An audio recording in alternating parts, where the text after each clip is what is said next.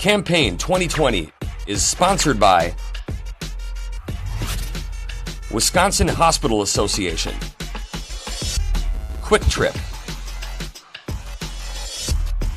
Wisconsin Counties Association, Wisconsin Realtors Association, and Wisconsin Operating Engineers Local 139.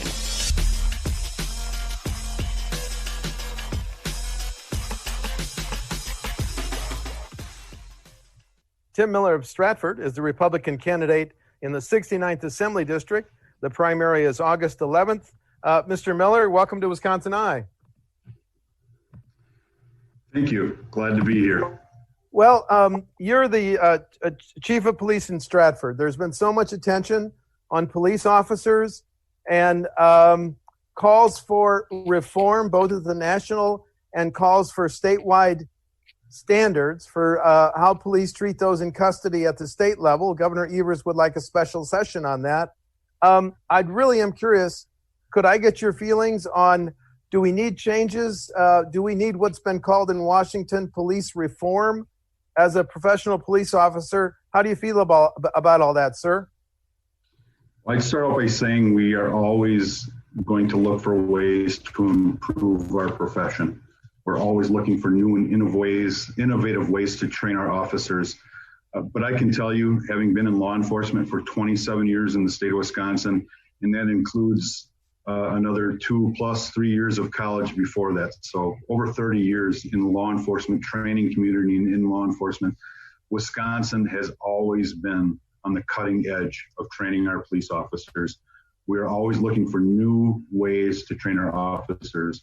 I had a meeting with our local Chiefs of Police Association last week, and I got up in front of them and I asked all of them, have any of you ever been trained a police chokehold? All we hear is, let's ban these police chokeholds. I can tell you, in my almost 30 years of law enforcement and training, I have never been taught a police chokehold.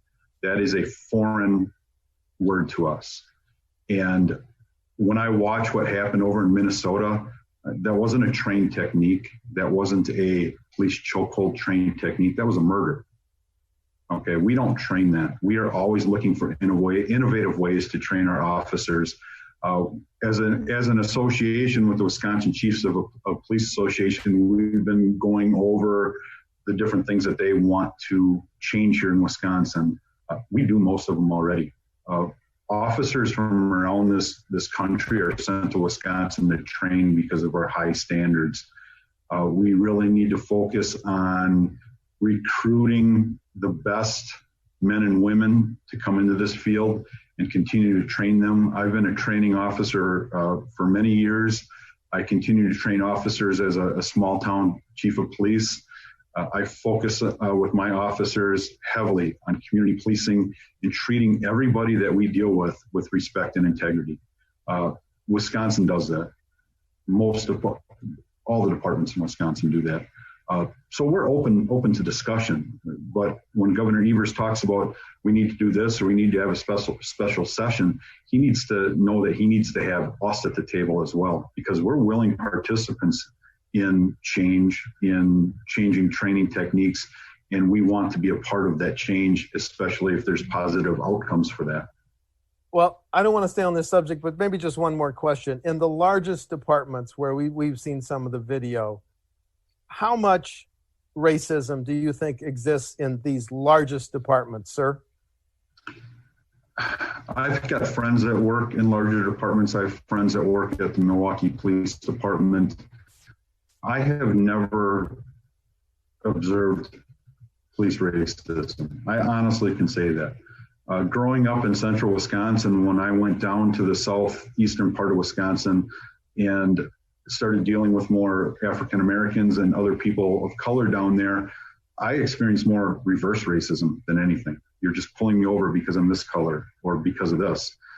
I never experienced that before. The officers that I used to hang out with at the Milwaukee Police Department, they were the same way.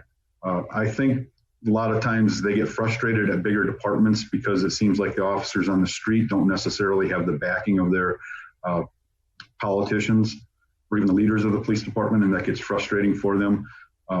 But to be honest with you, those larger departments have phenomenal training. Sometimes they don't always do the best in weeding out those bad officers, and that's what we need to do a better job of in law enforcement. We can't hang on to people just because we've invested training in them. If they're not good for this job, we need to get them out, and we need to train the next group of men and women to come in and serve the communities. Okay. Enough on that subject. Let's move on to some very timely issues. One of which is the every session bills to legalize both medical and recreational marijuana surface. What's your position on that, Mr. Miller? Well, from a law enforcement perspective, I find it difficult to legalize another drug or another substance that's going to cause problems for our families and our communities. I've been inside families, homes, in communities where drugs have caused a lot of issues. So when you talk to a police officer and say, hey, let's legalize another drug, we're always a little apprehensive. I am more than willing to listen on medical marijuana. I've read a lot on it. I've heard about things, but we don't just need to legalize for the sake of legalizing. I've heard, let's legalize marijuana. It's going to create another tax revenue. I don't think that's why we legalize another substance, is to increase our tax revenue. I think that's a bad idea. But I think we need to do it intelligently. We need to explore it. If there is a medical purpose, any drug, anything, if there's a medical purpose to it that it can help members of our community, I'm more than willing to listen, and I'm all for it. Okay, thank you. The pandemic, the governor has warned, may cut state tax collections in this current fiscal year, which started yesterday, I think, by $2 billion with a B. If you're in the assembly, that gives people like you a pretty difficult choice. When you have that big a shortfall, do you cut spending, or do you raise revenues by raising taxes or fees? Where are you in that potential dilemma, sir? We should hold the line on taxes, not raise taxes, and we need to cut our spending. I can tell you, I've signed the Taxpayer Protection Pledge. I do not want to increase taxes, and that's my stance.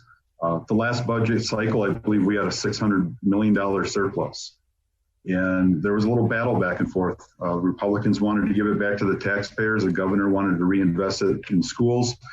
So we're doing some smart things with our spending. $600 million, that's about a third of the way there to $2 billion. I haven't looked a lot at the budget. I've looked at it. It's big. There's a lot of stuff in there. Until I really, if I get elected and really have to look at it piece by piece, I think we can find ways to cut our spending. I hear it from everybody. That's what everybody says to me. No more taxes. Let's cut our spending. And that's how we'll make up that shortfall. There's a debate in the Capitol over who should draw the next lines for congressional, Senate, and Assembly districts. The Constitution says the party in power should do that. The governor wants a people's commission that would draft proposed district lines, then forward them to lawmakers to enact. How should the next lines be drawn, Mr. Miller? So the word gerrymandering is a new word to me. I've had to look it up and kind of teach myself about that. Not having been in politics before, these drawing of lines has been foreign to me.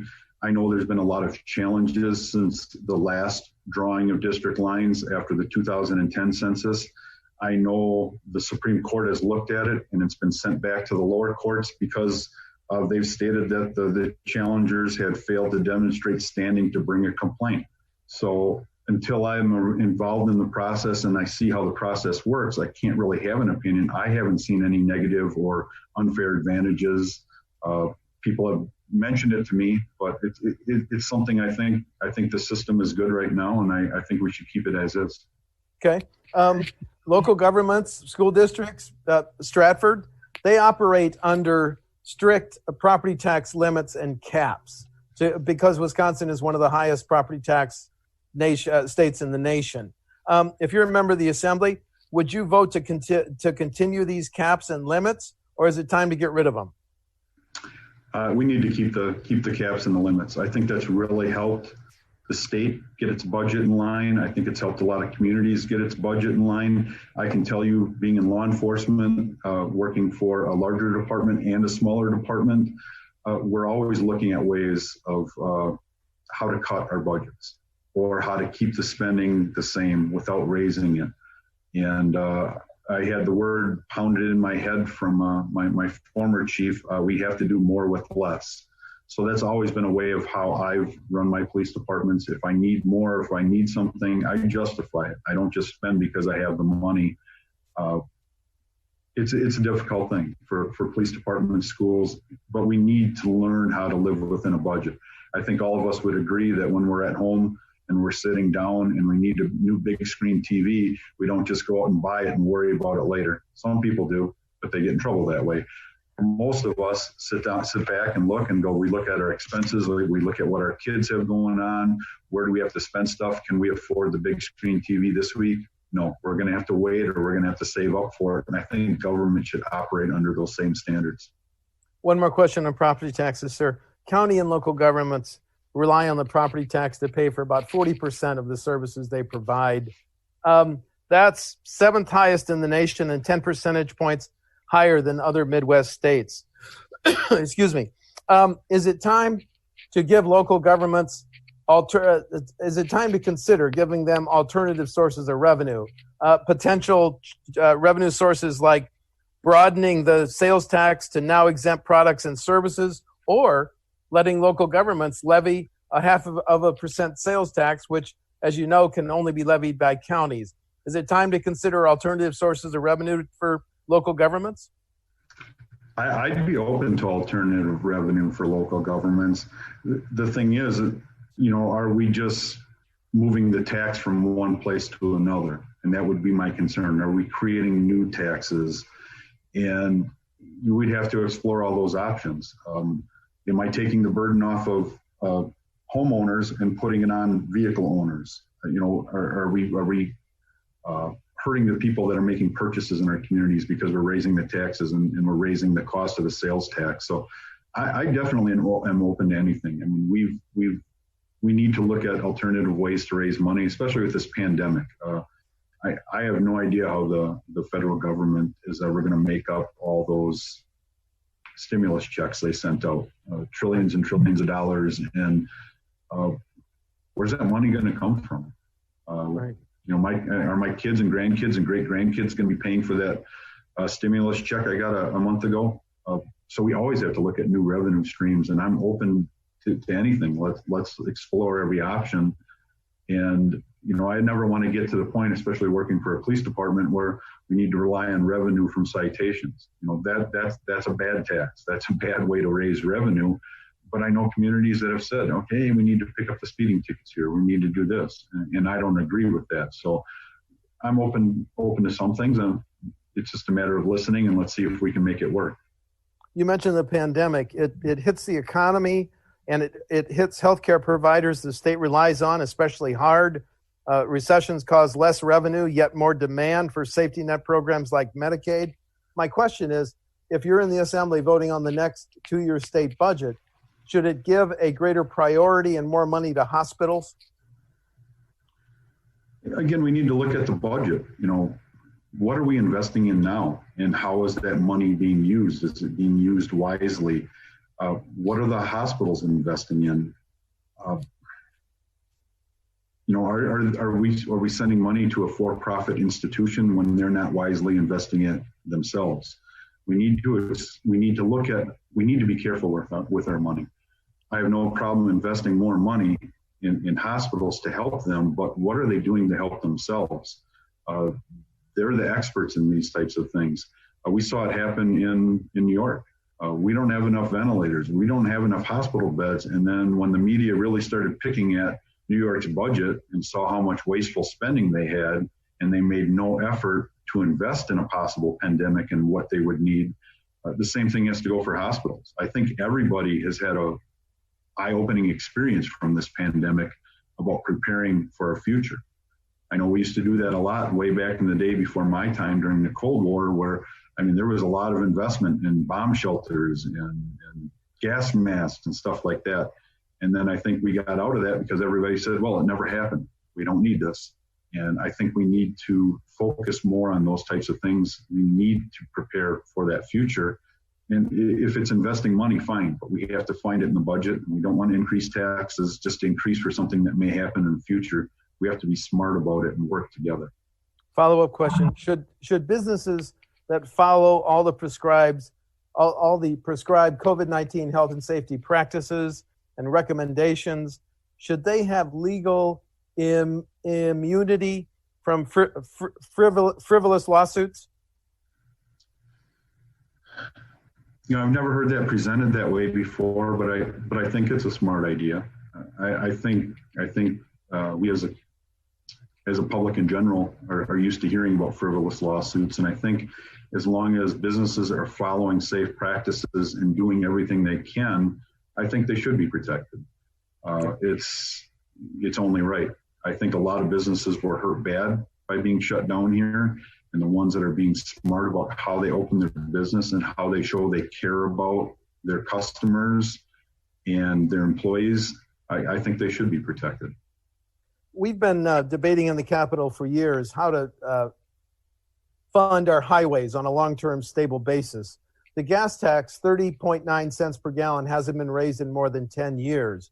Would you consider raising the gas tax if it was a stable source of highway funding? Mr. Miller?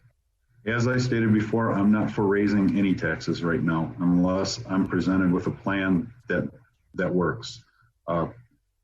We are so sensitive to how much we pay for gas in this state and in this country. I think people monitor gas prices more than they monitor their own retirement accounts sometimes. I'm open to it, but it's another tax. It's an increase in the tax. And is it needed? One of my major concerns that has been brought to me numerous times in my district, in the 69th district, is the bad roads. We have terrible roads up here. The rural roads are terrible. The highways are terrible up here. Usually the cows taking the market up here are shooken up pretty good so we got milkshakes coming down the road. They're so bumpy. So I live on gravel roads. A lot of the roads here in Marathon County are still gravel roads. And I'm not looking that we need to pave everything, but we need to fix the paved roads that we have. And again, I'm open to how we pay for that. We have to look. I think there's a lot in our budget that we can look at, that we can cut out some of these pet projects that we don't need to raise any taxes. I think we need to allocate the money from one thing to another, and I'll definitely look at that if I get elected. That's going to be a new thing for me. I've dealt with budgets before, police department budgets. My budget's small. Now I'm going to be dealing with budgets in the billions and billions and billions, and people have a tendency to go, oh, that's only 1 or 2 million there. That's not that much when you're talking billions, but I think most of us common folk, $1 million is a lot of money. And I think we don't need to be wasting $1 million here, $1 million there. I think we need to be investing it right. I'm just curious, how many sworn officers in your in Stratford, sir? Right now, I'm full-time, and I have 2 full-time officers, and I just extended hiring offers to 2 part-time officers. So we'll be up to 3 full-time and 2 part-time here in the next week or so. And we have to be very precise with our patrol to give the community the best protection that we can. Right. I want to ask you about a study that said in 2015, out-of-state contractors were awarded $72 million in contracts for public works projects by local governments, but 3 years later, that $72 million doubled to $146 million. My question is, should bidding standards and requirements give preferences to Wisconsin companies when local governments want to authorize these public works projects? Again, I think we have to look at what's best financially. I think we should give our local companies a priority, but they need to show that they can do the work for the same amount of money. I've seen some of these out-of-state companies come in, and they don't have I don't want to say they don't care about the area as much, but they don't. They're just here for a couple of weeks, couple of months to do their projects and go home. Some of them do very good work. Some of them I've seen do sloppy work. I think our companies here in Wisconsin are tremendous, and having them compete and us giving them the tools to compete financially or or whatever the case may be, so that we can keep those projects here. We can spend that money here. The employees continue to spend here, but it still has to be within our budget. We can't spend more just because they're a Wisconsin company. I think our companies need to learn to compete with those, and we as a state, as a legislator, need to give them the tools to compete. Just two final questions. We've talked about a lot of campaign issues. Is there any campaign issue that you consider really central to your campaign and why you're running that we haven't touched on yet? Have we missed anything?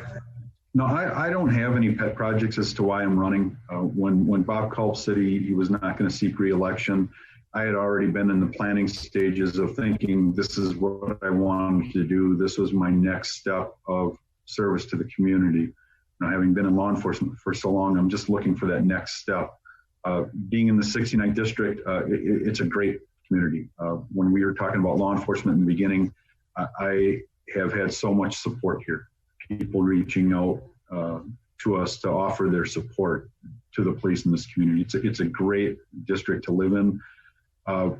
There are some issues, the roads. We are a very deep farming and cheese producing district. We have a lot of that here. I have a lot of concerns for the farmers. We need to find new markets for our farmers. We need to find new customers for them to sell their products. That's something that's really high on my priority list. And then for my law enforcement background, I have a very deep interest in the mental health system in our state of Wisconsin. For 27 years in law enforcement, we've always been looking for new solutions. How do we deal with mental health? And we've been asking the same questions for 27 years. We have some good aspects to our mental health system, but we have some negative ones. And one of the negative ones is cost. Sometimes people don't get the services they need because they don't have the right insurance or they don't have the right cost. And if someone with a mental illness is not getting the proper treatment or doesn't have the proper support, I think that definitely correlates to our substance abuse problems that we have, not only in the 69th district, but the state of Wisconsin. If people are not getting the proper mental health treatment, they have a tendency to turn to self-medication. They have a tendency to turn to illegal drugs. And I think that's something we really need to address in the state of Wisconsin. I think we need to revamp our mental health care system. I think we need to make it better. And I think if we make our mental health care system better, I think it's going to have a direct correlation to less substance abuse. It's going to provide better, more healthy employees for our businesses. And overall, it could be a very big boon to our state. But I have to get a lot of people on support with that.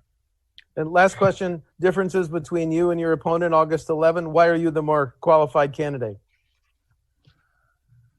I can only focus on myself. I've been a community caretaker for 27 plus years in law enforcement. I know my communities inside and out, all the communities I work and live in. I'm a volunteer coach for my kids. I'm constantly in the schools for sporting events and anything I can do to help. I have that grassroots community involvement. I know my people. I know their concerns. I know their problems. I know their ailments. I know their positives. I know what they like. I know what they want to keep on doing. But I have always prided myself in my law enforcement career as being a listener. I listen, and then I help problem solve. That was always one of the compliments I got when I worked in my previous police department, and I brought it here. It's, you don't just listen and then do a report and move on. You listen and then you help. You problem solve. You know that's your role. And going into the assembly, I think that's just another way for me to continue what I already do. Listen to the people in this assembly, find out what their problems, what their ailments are, what's good, what's bad, and then try to problem solve with them at the state level and make the 69th Assembly District an even better district to live in. And I love living here right now. Thank you. Tim Miller of Stratford is the Republican candidate in the 69th Assembly District. The primary is August 11th. Mr. Miller, thank you for talking to WisconsinEye. Thank you for having me. It's been an honor. Appreciate being here. Thank you, sir. Campaign 2020 is sponsored by Wisconsin Hospital Association, Quick Trip, Wisconsin Counties Association, Wisconsin Realtors Association, and Wisconsin Operating Engineers Local 139.